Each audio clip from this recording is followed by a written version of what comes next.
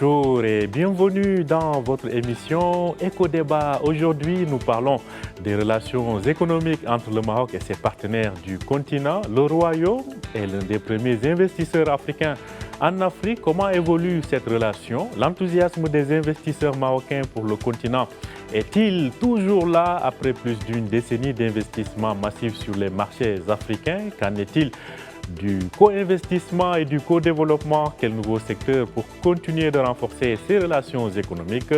Nous en parlons avec nos invités au cours de cette émission. Il s'agit de Ali El Harthi. Il est le président de la FENELEC. La FENELEC, c'est la Fédération nationale de l'électricité, de l'électronique et des énergies renouvelables. Ali El Harthi, bonjour à vous et merci d'avoir accepté notre invitation. Bonjour, c'est à moi de vous remercier pour l'invitation. Avec nous également Zakaria Fahim, managing partner de BDO Maroc. Zakaria Fahim, bonjour à vous et merci d'avoir accepté notre invitation. Merci pour l'invitation, merci. Avec nous également Nihal Gri, elle est directrice régionale du fonds d'investissement américain Renew Capital depuis Casablanca. Madame Nihal Gri, merci d'avoir accepté notre invitation. Merci à vous. Alors, avec vous trois, on va parler au cours de cette émission de l'évolution de ces relations entre le Maroc et le continent, des relations, il faut le dire, extrêmement vastes sur le plan économique puisque plusieurs secteurs sont concernés, notamment celui de l'électricité et des énergies renouvelables. Justement, Ali El Harthi, récemment, vous avez signé dans ce sens un partenariat en Mauritanie avec vos homologues mauritaniens. Alors, parlez-nous de ce partenariat, mais de façon générale, de l'évolution de cette coopération dans le domaine des énergies et de l'électricité avec les pays du continent. Parfait, mais permettez-moi, avant de répondre à votre question, quand même de mettre en référence et en lumière le discours de Sa Majesté Lansro d'avant-hier, qui a fixé le cap et qui nous a honorés, nous, en tant que secteur électrique, en nous mettant parmi les 4 secteurs avec l'automobile, l'aéronautique et l'agroalimentaire, qui seront, Inch'Allah, porteurs de grandes valeurs ajoutées pour le pays. Donc oui, effectivement, c'est un discours de confiance et nous avons besoin de cette confiance parce qu'il s'agit aujourd'hui, nous sommes en train de rentrer sur une décennie, nous en tout cas dans le secteur de l'électricité et du renouvelable, nous sommes conscients de ça, nous sommes en train de rentrer sur une décennie qui sera peut-être une des décennies les plus prospères de l'histoire moderne du Maroc. Et pas que du Maroc, mais aussi de l'Afrique. Il y a aujourd'hui un sursaut de volonté de développement dans les différents pays, notamment de l'Afrique de l'Ouest, qui souhaitent tous aujourd'hui créer un peu plus de valeur ajoutée, notamment à travers la création d'écosystèmes. Et donc, il se trouve que le Maroc est un modèle parce que tout simplement, nous avons réussi des choses. Nous avons réussi des choses au niveau de l'automobile. Et donc, nous avons réussi des choses au niveau de l'aéronautique. Nous sommes en train de réussir des choses au niveau de l'agroalimentaire, mais aussi au niveau du renouvelable. Et donc, nous sommes aujourd'hui on va dire, on est extrêmement visible.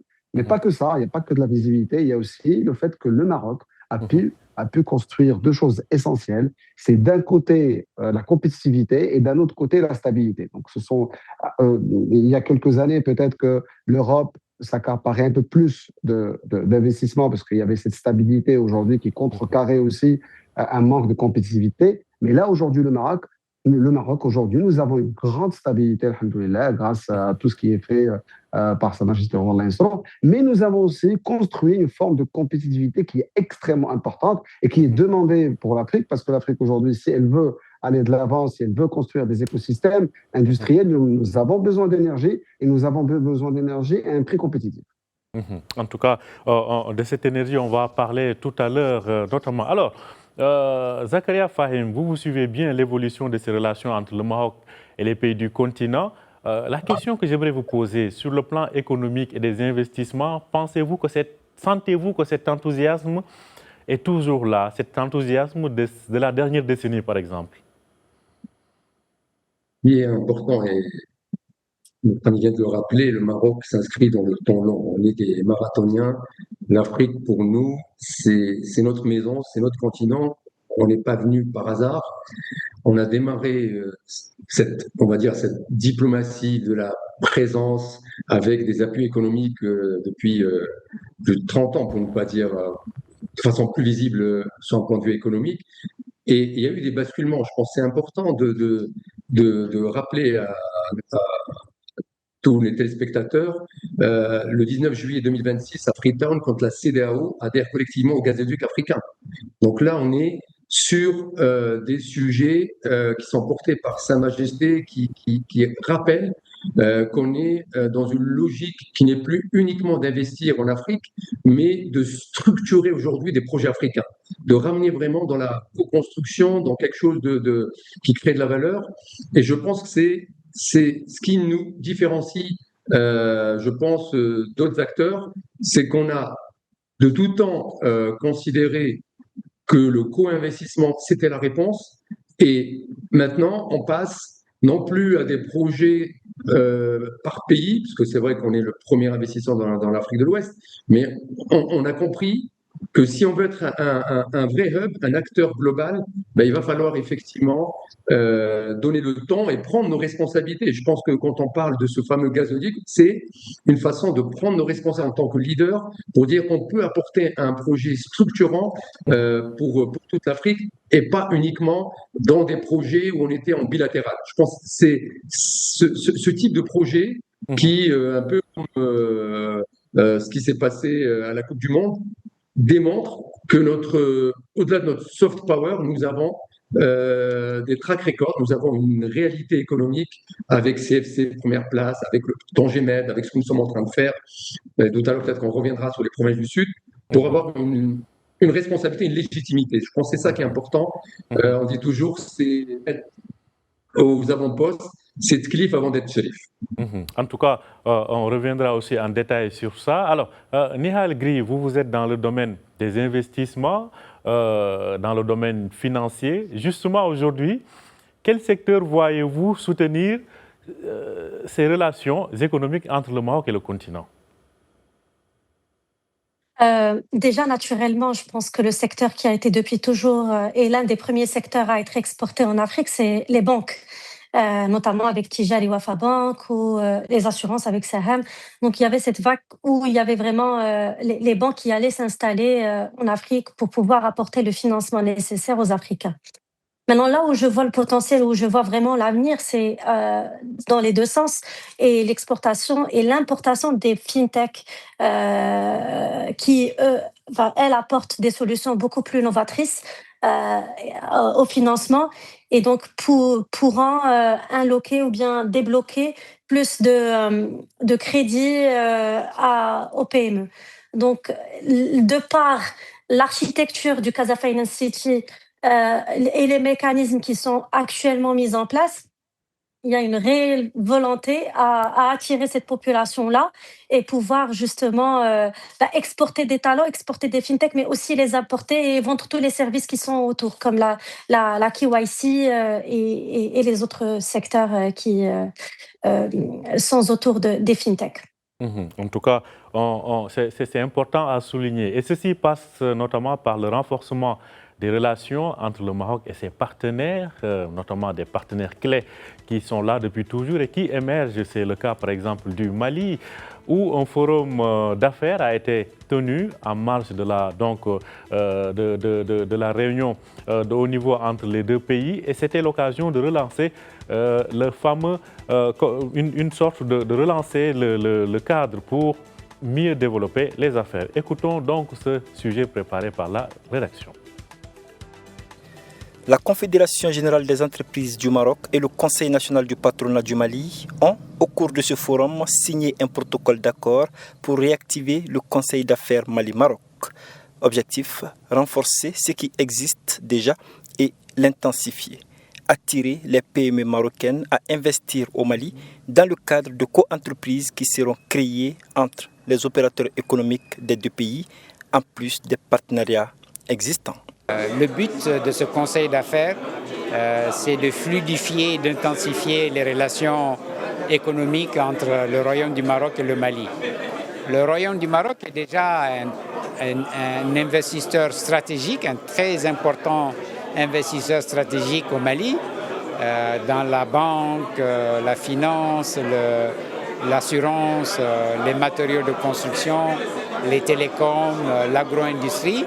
Donc le Royaume du Maroc est déjà, les entreprises du Royaume du Maroc sont déjà fortement présentes ici au Mali. En marge de la grande commission mixte, ce forum d'affaires est une occasion pour la CGM et le secteur privé malien d'échanger sur les priorités et les opportunités d'investissement.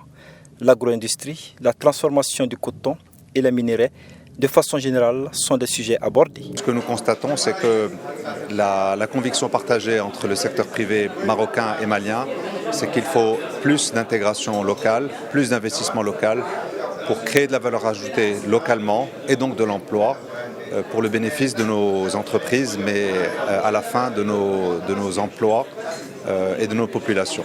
Les opérateurs économiques maliens, à commencer par le président de la Chambre de commerce et d'industrie du Mali, fondent beaucoup d'espoir sur ce forum qui est un véritable boost des relations économiques entre le Mali et le Maroc. Ce forum est vraiment une belle opportunité pour les opérateurs économiques marocains et nous autres opérateurs économiques du Mali. Nous espérons qu'il y aura à la suite de ce forum des usines qui vont être construites ici chez nous au Mali par des opérateurs marocains en vue de consolider nos relations. Faire une usine de filature dans un pays classé dans le peloton de tête des producteurs de coton en Afrique, par un pays qui est classé 3e exportateur de textiles vers l'Europe, voici une idée d'investissement structurant pour tisser davantage les relations entre le Mali et le Maroc. Donc, il s'agit d'un sujet préparé depuis Bamako par notre correspondant Mohamed Danyoko qu'on aura d'ailleurs tout à l'heure l'occasion de retrouver au cours de cette émission. Alors, Alel Harti, on a vu là ce contexte malien avec donc la relance de ce conseil d'affaires entre les deux pays. Vous, en tant qu'opérateur électrique aujourd'hui, de quel type de partenariat avez-vous besoin sur le continent afin de mieux passer à des phases concrètes en termes de réalisation de projets? Je pense qu'il est important quand même de mettre en avant le contexte. Le contexte, c'est que le Mali aujourd'hui souhaite attirer davantage plus d'investissements sur son sol. Et donc, c'est une opportunité pour nous, Marocains, de partager notre expérience et pour aussi offrir, encore une fois, cette compétitivité et aussi cet accès à un marché, parce que le Maroc a un marché international. Le Maroc, aujourd'hui, a plusieurs accords de libre-échange. Nous avons accès à plus de 2 milliards de personnes à travers ces accords. Et donc, le dénominateur commun de tout ce qui a été dit au niveau de votre reportage, c'est qu'aujourd'hui, il y a un grand potentiel au niveau des mines, mais aussi au niveau du coton. Mais ce qu'il faut aujourd'hui, il faut retravailler les infrastructures. Il faudrait aujourd'hui qu'il y ait plus d'investissements. Il faudrait que ces investissements se fassent rapidement. Et là, nous avons une réelle opportunité parce que dans notre domaine, notamment des ENR, donc nous sommes en mesure de lever des fonds et réaliser un projet en moins de 18 mois, on va dire, au plus tard. Alors qu'une énergie conventionnelle, ça prendrait 5 jusqu'à 10 ans et avec un coût qui est beaucoup plus important. Alors, Zakaria Fahim, on vient de suivre ce reportage donc au Mali avec la relance de ce conseil d'affaires, ce reportage de notre confrère et correspondant sur place, Mohamed Danyoko. Alors, relancer le conseil d'affaires, il fut un moment où on avait des GIE, donc entre le Maroc et ses partenaires du continent. Alors, comment ces cadres-là, est-ce que ces cadres-là justement ont une certaine utilité pour accélérer les relations économiques entre le Maroc et ses partenaires? Je pense qu'il est important, et c'est un peu tout l'intérêt de ce qu'a construit le Maroc avec le projet qu'on peut, avec sa taille et qu'il faut ouvrir sur l'Afrique. J'appelle moi le projet Ibn Battuta, c'est tous ces jeunes qui viennent avec l'AMSI se former au Maroc, qui souvent font leur première expérience avant de repartir. Et ça permet effectivement, quand nous, on a des expatriés qui repartent et qui s'installent, ils peuvent tout de suite s'interconnecter parce qu'ils ont déjà du lien avec des autochtones, des compatriotes du pays. Donc, ils commencent à avoir cette dimension interculturelle qui est quand même la clé de la réussite du Maroc. C'est qu'il a toujours compris que si on a 2 oreilles et une bouche, c'est d'abord il faut écouter, il faut observer avant d'y aller. Et ça, c'est, je pense, un des enjeux aujourd'hui du Maroc. On a vu effectivement, on est passé de secteurs qui aujourd'hui reculent en termes d'IDE, parce qu'on est déjà installé.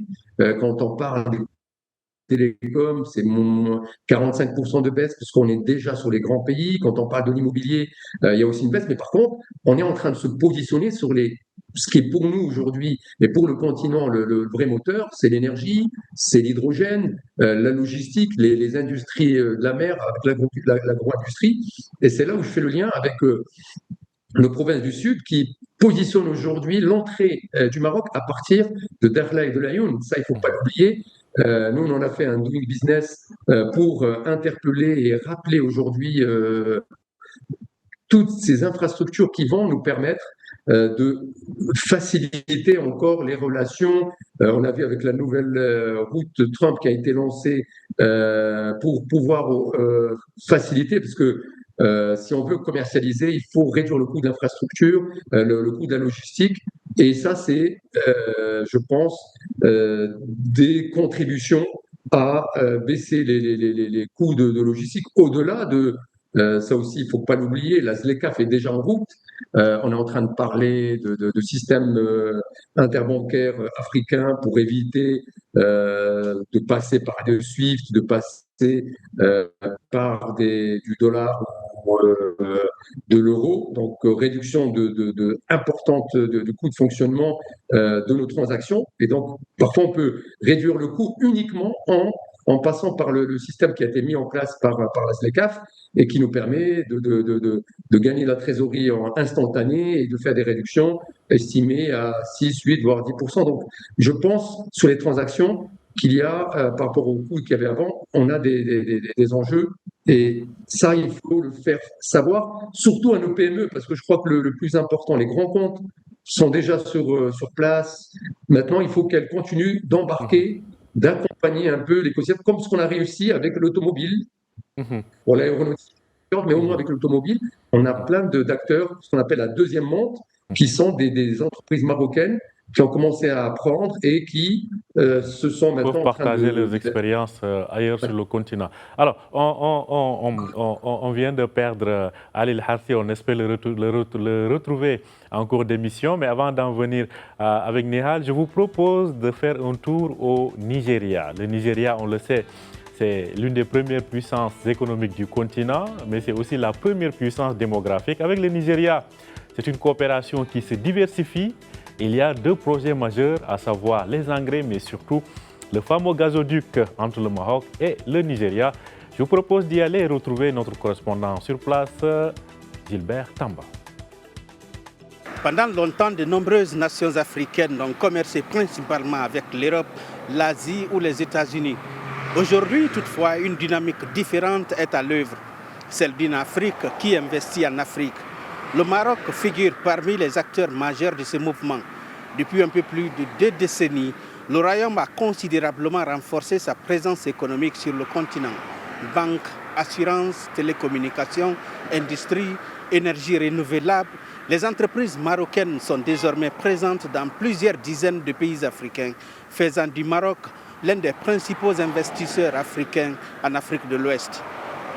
Parmi ces partenariats, celui noué avec le Nigeria revêt un caractère stratégique. D'un côté, le Nigeria, première économie et pays le plus peuplé du continent. De l'autre, le Maroc, véritable porte d'entrée vers les marchés européens et méditerranéens. Le projet du gazoduc Nigeria-Maroc constitue sans conteste le symbole de cette coopération.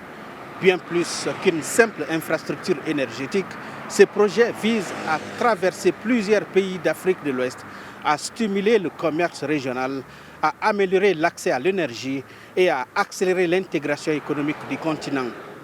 La coopération va bien au-delà de l'énergie. Les deux pays développent également 2 partenariats dans les secteurs des engrais, de l'agriculture, de l'investissement et de la sécurité alimentaire. Autant de domaines essentiels pour répondre aux défis de croissance et de développement du continent. Le partenariat entre Rabat et Abuja illustre une évolution majeure, celle d'une Afrique qui construit davantage son avenir avec ses propres partenaires en misant sur la coopération régionale comme moteur de son développement. À travers ces partenariats également, c'est une nouvelle vision qui se dessine, celle d'un continent où les échanges sud-sud deviennent un moteur de croissance, d'innovation et de souveraineté économique. Une Afrique qui ne se contente plus d'exporter ses ressources, mais qui construit progressivement ses propres chaînes de valeur. Merci à vous, Gilbert Tamba, depuis Abuja. Alors, Nehal Gri, vous, avec votre fonds d'investissement, vous connaissez bien le continent, les besoins et les attentes. Aujourd'hui, par rapport à ce concept de co-investissement et de co-développement entre le Maroc et ses partenaires, comment, où se placer justement? Merci beaucoup. Je pense que vous avez touché le doigt au réel success story, si j'ai à nommer une success story africaine, qui est ce beau projet Maroc-Nigeria, parce que véritablement, c'est plus qu'un projet énergétique, c'est vraiment l'essence même de ce qu'on attend des pays africains pour aller vraiment en avant. C'est un réel corridor de développement. La complémentarité entre les deux pays est illustrée autour de le Maroc qui possède les engrais, leader en phosphate, etc. Nigeria qui elle, est leader en production de gaz. Et toute la chaîne qui sera créée autour, on peut l'imaginer à terme avec des zones industrielles, avec des zones de développement, de transformation. Donc, ça crée vraiment une réelle route pour plusieurs centaines de PME qui vont naître autour de ce projet-là. Je pense que ce genre de complémentarité, on en a vraiment besoin parce que c'est ce qui va rendre l'Afrique, vous l'avez très bien dit, de passer de l'exportation des matières premières brutes à l'exportation de matières transformées. Et aujourd'hui, on a 45 pays qui exportent à 60% les matières premières, où les matières premières sont vraiment représentées à 60% de leurs exportations, si j'ai à la reformuler. Mais si on a à vraiment co-créer ensemble, le Maroc apporte son expertise industrielle, parce que le Maroc, on ne peut pas nier qu'il est un modèle en industrialisation. Les autres pays qui ramènent leurs matières premières et on commence à utiliser ces infrastructures pour pousser l'avant. C'est exactement ce qu'on attend de la ZLECAf ou des initiatives qui sont menées pour la coopération sud-sud. En tout cas, des initiatives de coopération sud-sud qui s'illustrent dans plusieurs pays. Justement, je vous propose à présent d'aller à Libreville, au Gabon. Retrouver sur place notre correspondante Daniela Eheme. Elle nous fait un peu une sorte de rétrospective par rapport à l'évolution des relations entre le Maroc et son partenaire clé en Afrique centrale, qui est le Gabon. Les relations entre le Maroc et le Gabon en tant qu'État africain sont marquées par une coopération diplomatique, économique et culturelle mutuellement bénéfique qui s'est renforcée au fil des années. Ces liens ont évolué dans un cadre africain et régional, principalement sous le signe de l'entraide et de la solidarité entre nations du continent.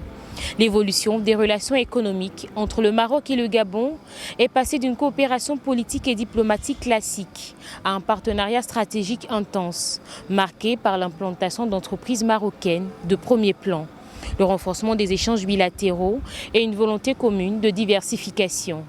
Les liens tissés depuis les années 1970 sous feu Hassan II et feu Omar Bongo, axés sur la formation et l'aide mutuelle. Puis le tournant stratégique, une impulsion donnée par Sa Majesté le roi Mohamed VI et Ali Bongo Ondimba pour placer l'économie au centre de l'axe Rabat-Libreville. Une coopération économique qui a mis l'accent sur des secteurs clés tels que le secteur bancaire et télécom, avec l'impulsion majeure du groupe Attijari Wafa Bank et le rachat de Gabon Télécom par des opérateurs marocains. L'opérateur occupe ainsi une position centrale dans le secteur de télécommunications du Gabon, avec une part de marché importante. Il faut également noter que des infrastructures étendues et des investissements réguliers ont été également mis en place au niveau du Gabon.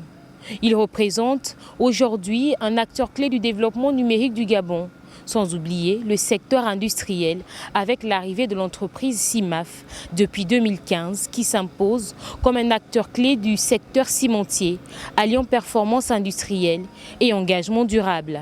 Aujourd'hui encore, les deux parties ont convenu de renforcer la coopération bilatérale dans plusieurs domaines prioritaires du développement économique et humain, à savoir le secteur de l'agriculture, l'agrobusiness, les infrastructures, la digitalisation et l'intelligence artificielle, tout en plaidant pour une contribution plus prononcée du secteur privé en tant que catalyseur du partenariat économique entre le Royaume du Maroc et la République gabonaise.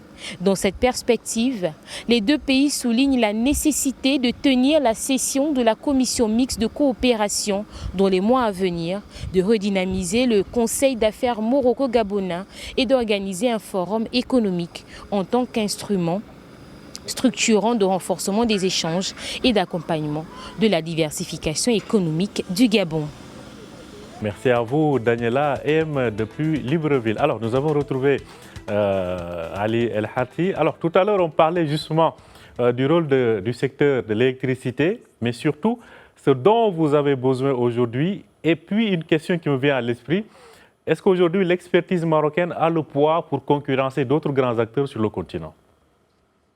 Mais écoutez, je pense que au lieu de dire de quoi nous avons besoin, je pense que c'est plutôt de quoi a besoin le tissu économique, entre autres malien, en termes de compétences et en termes d'expertise par rapport à la Fenelec.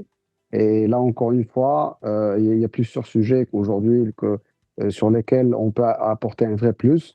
Le Maroc, comme vous le savez, il a fait le choix des énergies renouvelables selon les orientations et le cadre qu'a fixé Sa Majesté. Et donc, nous avons aujourd'hui un vrai retour d'expérience. Donc ça, c'est le premier point. Le deuxième point, c'est comme j'ai expliqué tout à l'heure, mais malheureusement, on a été coupé, c'est que le Maroc est en train de devenir un des leaders mondiaux dans le domaine du renouvelable à travers aussi une filière batterie qui est extrêmement intégrée. Donc, on saura aujourd'hui apporter cette vraie expertise, cette compétitivité. Mais il y a aussi des éléments qui sont quand même centraux, notamment la formation. Tous les pays aujourd'hui de l'Afrique de l'Ouest, sans exception, ont des ambitions par rapport à leur jeunesse, par rapport à leur population. Je vais vous donner un chiffre très simple. Le Mali, aujourd'hui, 50% de la population a un âge inférieur à 15 ans. C'est dire aujourd'hui tout le potentiel qu'a ce pays en termes de main-d'œuvre, mais aussi toute l'aspiration auquel aspirent nos frères et sœurs maliennes. Et donc, il est très important, et c'est en tout cas, c'est ce que nous avons convenu dans la Convention, qu'il y ait aussi cette partage d'expérience et qu'il y ait aujourd'hui un vrai appui au niveau de la formation, parce que nos amis maliens doivent être un maximum autonomes de manière à capter la valeur ajoutée chez eux, à capter l'expertise pour pouvoir ensuite la diffuser au niveau de la sous-région. Parce qu'encore une fois, le Maroc a un plan de développement industriel, le Maroc a des ambitions au niveau de l'export, mais c'est le cas aussi de la quasi-totalité des pays de l'Afrique de l'Ouest, notamment le Mali. En tout cas, c'est important à noter. Alors, je vous propose d'aller justement tout près du Mali, c'est en Côte d'Ivoire, retrouver Zainab Dosso pour parler de l'économie d'un des pays où le Maroc est le plus présent dans beaucoup de domaines, notamment financiers. Écoutons Zainab Dosso. Les relations économiques entre la Côte d'Ivoire et le Maroc poursuivent leur dynamique. Selon le ministre ivoirien du Commerce et de l'Industrie, la Côte d'Ivoire figure parmi les 5 principaux partenaires commerciaux africains du Maroc. En 2024, les exportations marocaines vers la Côte d'Ivoire ont atteint près de 200 milliards de francs CFA et les importations marocaines en provenance de la Côte d'Ivoire ont dépassé 32 milliards de francs CFA. Au total, les échanges commerciaux entre les deux pays s'élèvent à plus de 230 milliards de francs CFA. Au-delà du commerce, les investissements marocains occupent une place importante dans l'économie ivoirienne. Plusieurs groupes sont présents dans les secteurs stratégiques comme la banque, les assurances, les matériaux de construction, la restauration ou encore les télécommunications. Dans le secteur bancaire, le groupe Tidjari Wafa Bank, présent en Côte d'Ivoire, fait partie de cette dynamique. La coopération s'illustre également à travers des géants comme CIMAF dans l'industrie, Bank of Africa dans la finance ou encore Adowa dans l'immobilier traduit cette forte présence marocaine à Abidjan et dans le pays. Et en mai 2026, la visite d'une délégation ivoirienne conduite par le ministre du Commerce au complexe portuaire Tanger Med et sur plusieurs sites industriels marocains. Une démarche destinée à renforcer les échanges d'expériences, notamment dans les domaines de la logistique et de l'industrie. À travers ce partenariat, la Côte d'Ivoire et le Maroc ambitionnent de faire de leur coopération un véritable moteur de croissance, d'investissement et de création d'emplois en Afrique. Merci à Zainab Dosso, notre correspondante en Côte d'Ivoire. Elle nous parlait donc depuis Abidjan. Alors, Zakaria Fahim, on a parlé tout à l'heure de la ZLECAf. Pensez-vous que les hommes d'affaires marocains, en tout cas les secteurs privés marocains, exploitent suffisamment les facilités offertes par la ZLECAf pour renforcer leur présence et leurs exportations sur le continent? Moi, je pense que pas suffisamment parce que beaucoup ne savent pas encore réellement ce que c'est que la ZLECAf. Je pense qu'à part les grands groupes, on a la chance d'avoir on va dire le premier passeur, c'est les banques, parce qu'ils ont les comptes, ils ont le premier instrument de confiance, mais on n'a pas, je pense, donné ou soufflé dans l'oreille de nos entreprises. Vous savez, 90% de nos entreprises au Maroc sont familiales, des PME. Et si on veut continuer cette dynamique pour travailler le Maroc, donc vous le savez, on a été premier pays avec l'indice industriel devant l'Afrique du Sud, chose qui était juste incroyable il y a quelques temps. Eh ben, si on veut le maintenir, on doit accompagner nos entreprises sur ce sujet aujourd'hui de transmission qui est la clé pour pouvoir bénéficier de la ZLECAf qui est en train de s'installer tout doucement. Je l'ai dit tout à l'heure, on est en train de mettre en place le Made in Africa pour casser ce qu'on appelle les barrières non tarifaires. On est en train de simplifier, d'améliorer les infrastructures qui sont en déficit en milliards de dollars chaque année. Donc, le projet dont on a parlé de gazoduc, de communes, pour fabriquer des engrais et sont des projets structurants, pas uniquement pour les pays qui sont co-investisseurs, mais à l'échelle du continent. Donc je pense que la ZLECAf mérite qu'on la mette un peu au menu tous les jours, que le patronat, que les syndicats professionnels se l'approprient, parce que elle n'est pas aujourd'hui une théorie, c'est une réalité. Et tous les pays qui vont se l'approprier rapidement vont être les premiers bénéficiaires. Donc je pense que le Maroc a des atouts, je le répète, les banques, les télécoms, on est en train de se diversifier sur l'automobile, sur les batteries, sur l'agrobusiness, avec tout ce qu'on est en train de faire dans le province du Sud. Et 2030 est une date qui nous oblige aujourd'hui à accélérer aujourd'hui tout ce qui est infra pour rester premier pays dans le tourisme, pour pouvoir bénéficier de cette aura que nous avons à travers le soft power. Maintenant, l'Afrique a posé un cadre général. Le Maroc a une place vraiment clé dans l'architecture, dans la dynamique de déploiement.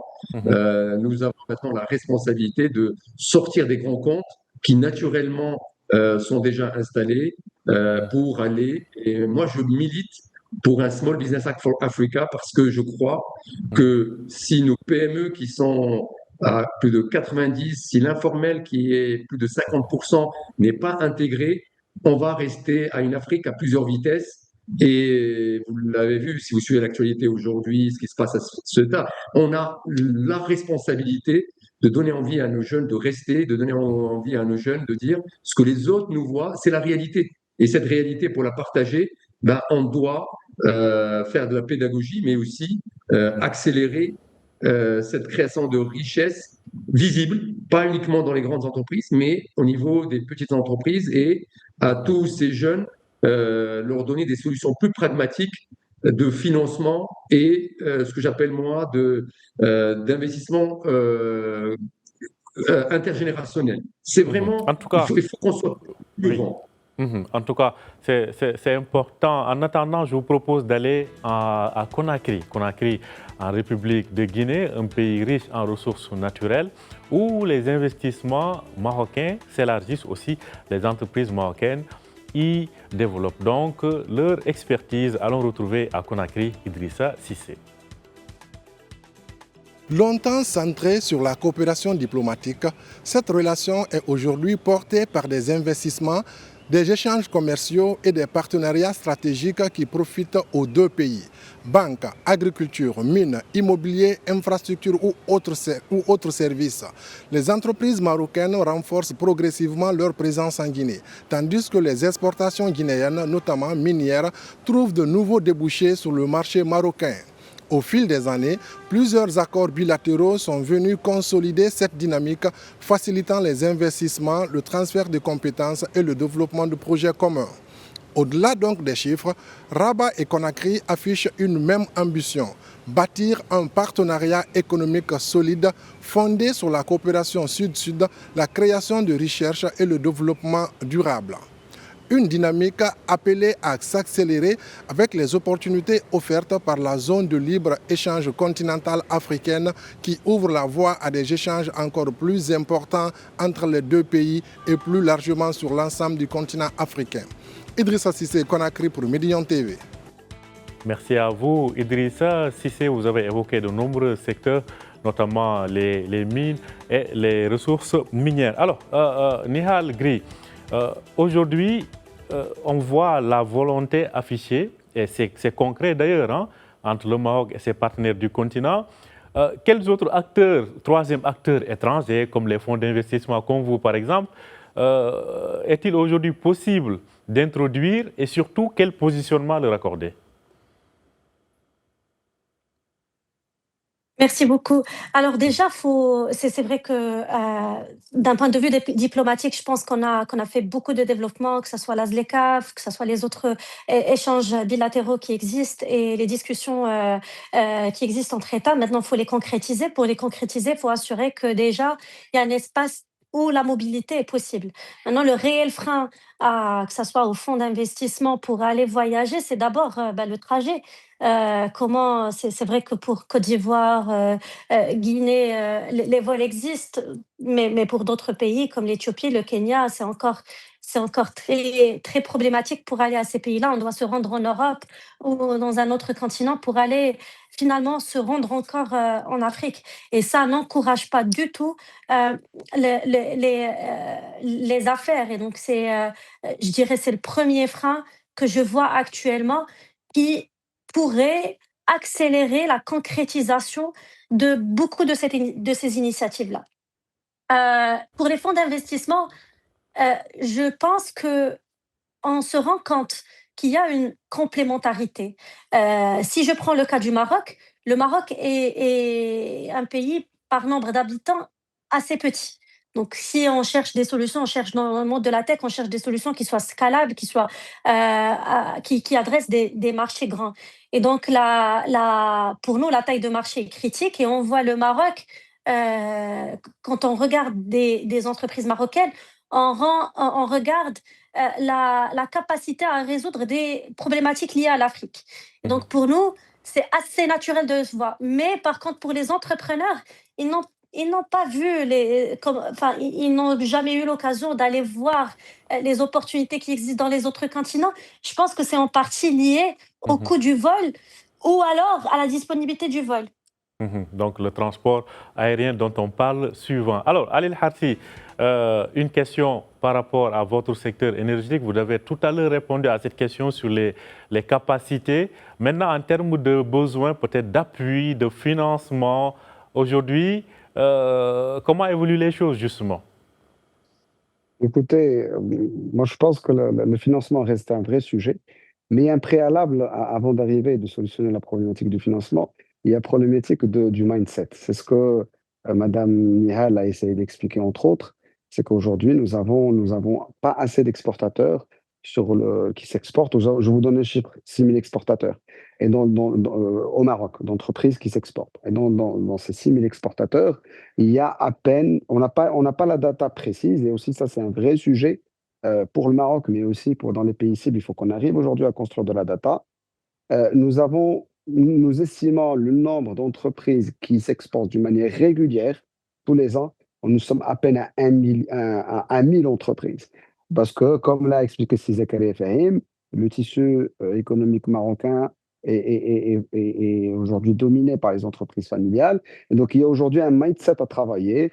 Il faudrait aujourd'hui qu'on fasse un peu de pédagogie. Il faudrait qu'on explique que l'Afrique est en train de changer. Moi, j'ai eu la chance de faire mes premiers déplacements en Afrique en 2006. Je peux vous assurer qu'en 2006 et en 2026, énormément de choses ont changé. L'essentiel est là, c'est que nous avons toujours des populations qui sont très, très jeunes, mais le mindset a énormément changé. Même la diplomatie marocaine, moi, je peux mesurer ça parce que nous faisons dans notre groupe l'export d'une manière assez régulière sur les 20 dernières années. Et je peux vous assurer que le corps diplomatique au niveau de l'Afrique de l'Ouest, entre autres, est en train de faire des choses extraordinaires. Les relations diplomatiques sont au beau fixe, mais il faudrait aujourd'hui transformer cet essai. Il faudrait aujourd'hui faire de la pédagogie, passer à travers les fédérations, passer aussi par la CGM qui fait un travail énorme. Donc nous avons, en tant que fédération Pénélec, nous avons aussi tout le soutien de la présidence au niveau de la CGM pour aujourd'hui faire de la pédagogie, pour ramener ces entreprises à considérer le marché africain comme un marché qui demain pourrait être domestique. La ZLECAf, un dernier mot sur, si vous permettez, la ZLECAf. Je vous donne aussi là aussi un chiffre pour vous mettre un peu dans le contexte. À peine 15% des échanges entre les pays africains, nous avons à peine 15% des échanges des pays africains avec le monde. Donc, entre les pays africains, c'est à peine 15%. Et donc, nous sommes à un niveau extrêmement bas. Ce chiffre aujourd'hui est appelé à évoluer. La ZLECAf ne voudra pas dire forcément que les tarifs douaniers vont complètement disparaître. Là, pays par pays, vont ratifier les accords de la ZLECAf, vont identifier les produits qui peuvent rentrer c'est-à-dire sans frais de douane, d'où l'importance aujourd'hui du rôle du privé, de la CGM, des différentes fédérations pour mettre en avant et pour batailler de manière à ce que les produits aujourd'hui où le Maroc est très compétitif arrivent à rentrer sans droit de douane sur le sol africain. En tout cas, c'est bien dit. En attendant, je vous amène à Dakar, au Sénégal. On sait que le Sénégal, c'est le partenaire traditionnel du Maroc dans plusieurs secteurs, aussi bien sur le plan politique, mais aussi économique. Allons voir justement quelle est la place du Maroc dans l'économie sénégalaise avec Sirmi Boukaka. Le Maroc occupe une place particulière dans le paysage économique du Sénégal. Partenaire historique et stratégique, le Royaume est devenu au fil des années l'un des acteurs économiques étrangers les plus visibles dans le pays. Cette relation dépasse le simple cadre commercial et s'appuie sur une coopération qui touche plusieurs secteurs clés de l'économie sénégalaise. Pour Dakar, le Maroc est un véritable partenaire d'investissement. L'influence économique marocaine repose sur la présence de grands groupes marocains au Sénégal, notamment Attijari Wafa Bank, dont le secteur bancaire, Maroc Télécom, à travers Sonatel dans les télécommunications, ainsi que d'autres acteurs dans l'immobilier, les assurances, l'agroalimentaire et les services. Mais qu'en est-il concrètement des échanges entre les deux pays ? Les chiffres récents montrent une progression.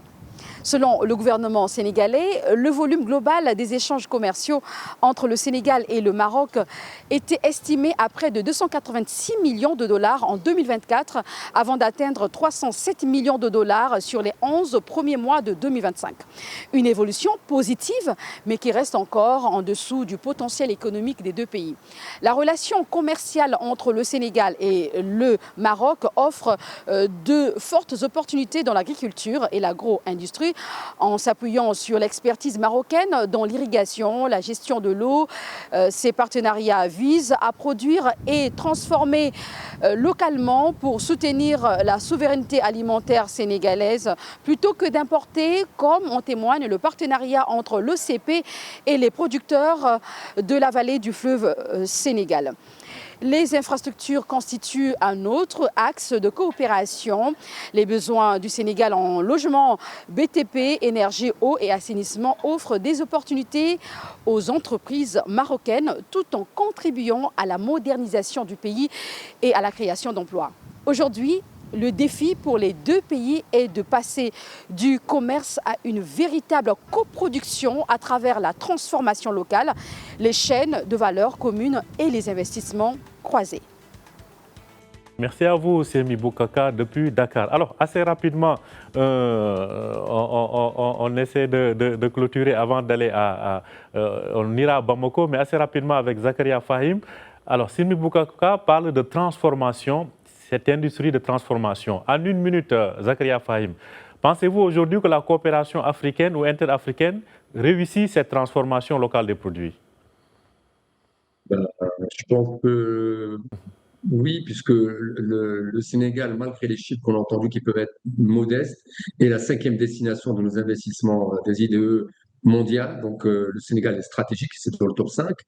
Maintenant, nous avons démontré, c'est ça ce qui est bien, c'est que nous n'arrivons pas pour dire on va faire, nous arrivons avec une expertise déjà réalisée, nous sommes en capacité d'accompagner nos amis ensemble à répliquer des choses que nous avons déjà réalisées et de les faire mieux. Parce qu'on n'a pas beaucoup parlé d'une intrus ou d'un intrus, maintenant c'est l'intelligence artificielle qui permet aujourd'hui d'accélérer des programmes de co-développement industriel sur lesquels la ZLECAf a déjà fléché. Ce qui est bien maintenant, c'est qu'on a un projet global qui n'est pas uniquement, comme je disais, pays par pays, mais qui est continental. Si vraiment les gouvernements se l'approprient, je pense que nous allons demain revenir à l'émission pour dire voilà, les réalités sont là, parce qu'il y a déjà des choses qui sont concrètes en termes de ce qu'on appelle aujourd'hui le GTI, qui touche aujourd'hui plus de 2600, alors qu'on a démarré avec 13 certificats d'origine.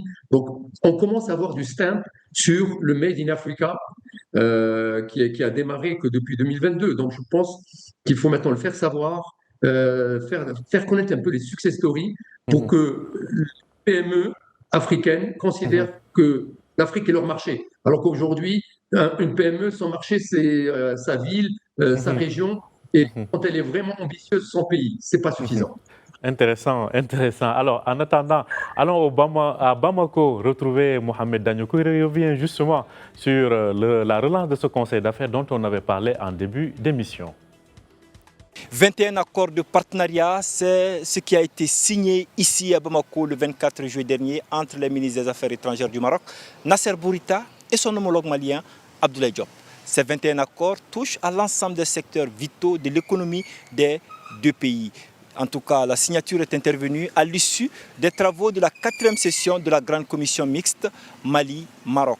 24 heures avant la signature de ces accords, il s'est tenu ici à Bamako le Forum des affaires Mali-Maroc. Un forum qui a réuni près de 400 opérateurs économiques des deux pays. Au cours de ce forum, les opérateurs économiques ont ciblé les secteurs économiques dans lesquels ils peuvent mutualiser leurs efforts pour consolider davantage les relations économiques entre le Maroc et le Mali. Il faut noter que ce soit la Grande Commission mixte ou le Forum des affaires, tout ceci vient déjà consolider ou sinon redynamiser une coopération économique entre les deux pays qui existe déjà. Car au Mali, il faut noter que le Maroc est présent dans le secteur des banques, des assurances, de la construction, de la télécommunication et plusieurs autres secteurs clés. Ce qui a fait dire au président du Conseil national du patronat du Mali, Moussadek Bali, que la relation économique entre le Mali et le Maroc est exceptionnelle.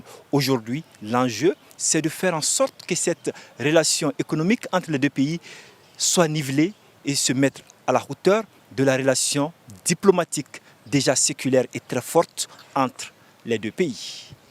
Merci à vous, Mohamed Dagnokou. Alors, on arrive presque à la fin de cette émission, mais on fait honneur aux dames pour donner le dernier mot à Nihal Gri par rapport aux fonds d'investissement et aux perspectives de les voir davantage participer au co-investissement et au développement de ces relations d'investissement entre le Maroc et ses partenaires du continent.